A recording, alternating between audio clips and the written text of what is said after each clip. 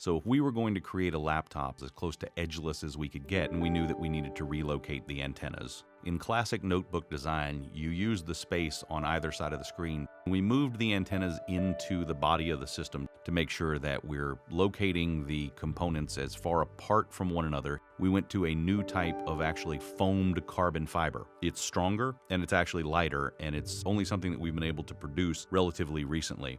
So this gives us the ability to make the edges thinner and the center thicker, which is now surrounded by precast or a molded GFRP glass fiber reinforced plastic frame, and then that is bound together by a thin layer of glass fiber reinforced plastic. The antenna casings are now plated with gold to isolate any electrical noise and direct the radio waves out from the system where they need to be. And we haven't seen anyone else who's done it the way that we've done it.